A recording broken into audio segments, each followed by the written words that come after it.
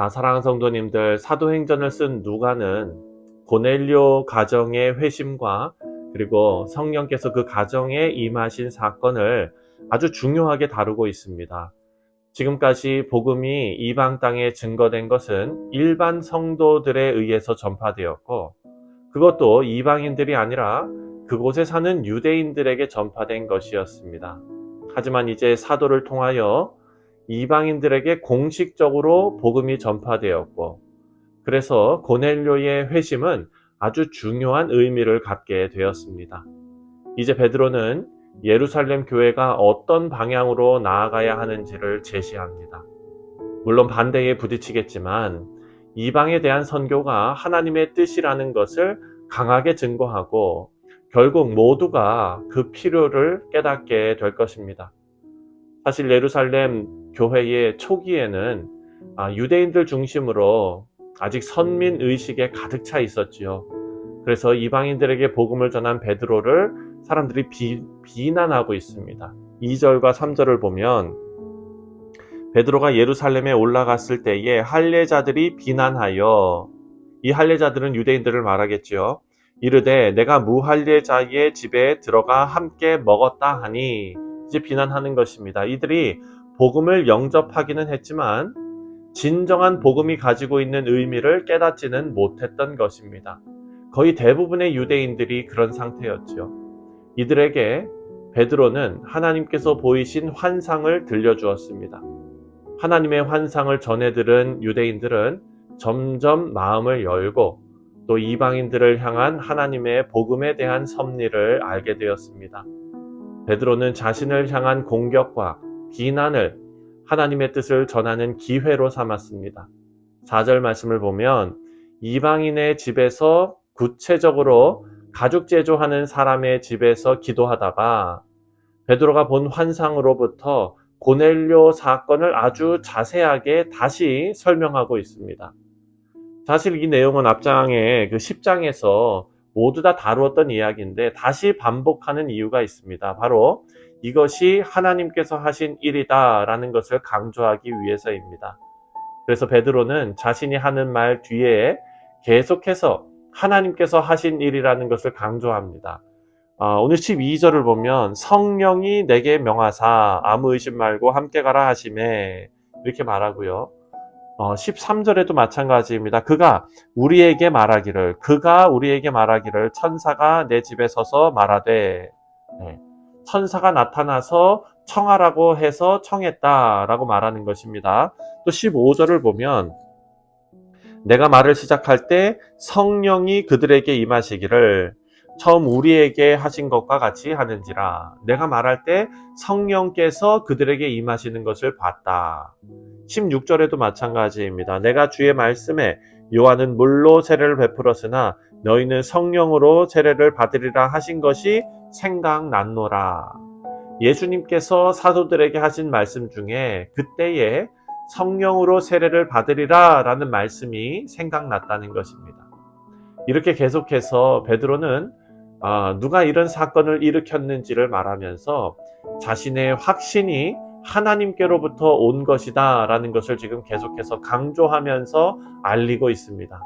그러면서 마지막 17절에 보면은요, 내가 누구인데 하나님의 일을 맡겠느냐라고 결론을 냅니다. 17절에 그런즉 하나님이 우리가 주 예수 그리스도를 믿을 때에 주신 것과 같은 선물을 그들에게도 주셨으니 내가 누구이기에 하나님을 능히 맡겠느냐 하더라.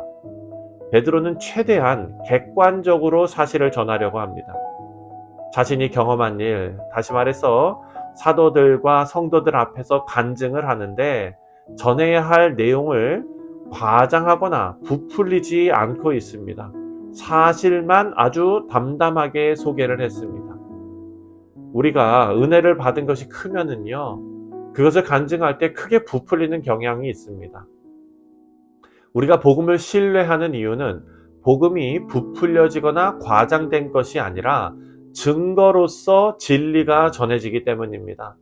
하나님의 말씀은 사실로서 가치가 있습니다.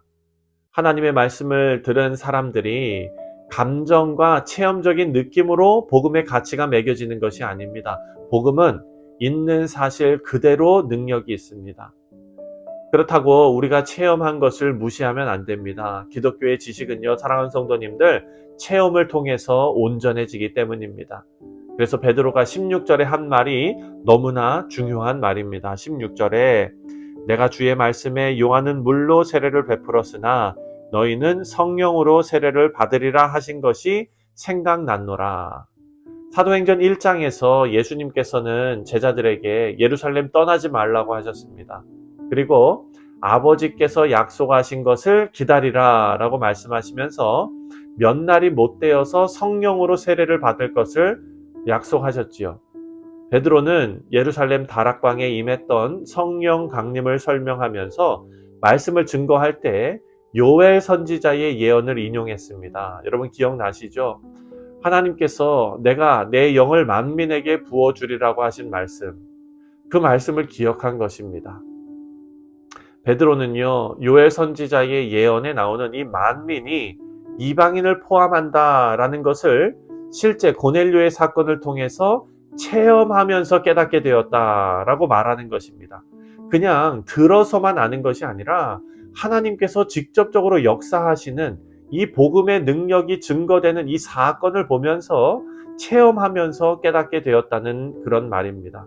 우리 사랑하는 성도님들, 우리가 신앙생활을 할 때 체험을 말씀보다 위에 두면 안 됩니다. 하지만 체험의 중요성도 인정해야 합니다. 우리가 복음대로 살았을 때 복음의 능력이 우리 삶에 체험되어야 합니다. 말뿐인 복음이 되어서는 안 됩니다.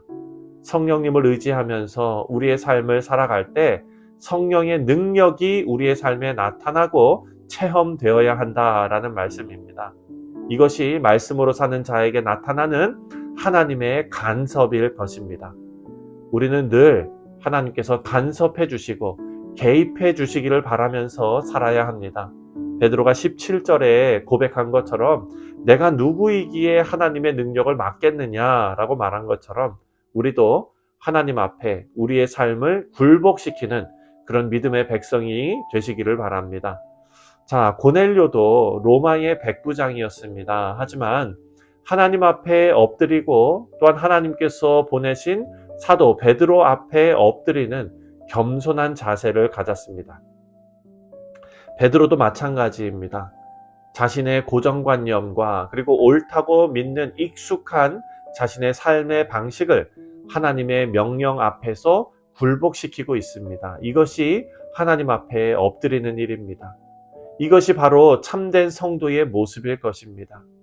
사랑하는 성도님들, 우리도 신앙생활하면서 우리는 늘 이랬어요. 우리는 늘 이럽니다.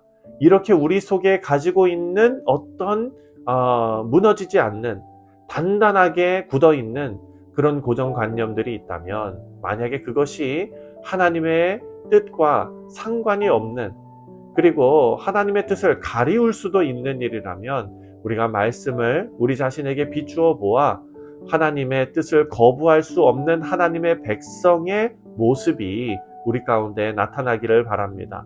바라고 기도하기는 우리 삶을 하나님 앞에 내려놓고 참된 주인 되시는 하나님께 겸손하게 엎드리시는 우리 모두가 되시기를 바랍니다. 그래서 하나님께 인정받는 우리 뉴욕 성실 장로교회 모든 성도님들 되시기를 주님의 이름으로 축원드립니다. 기도하겠습니다.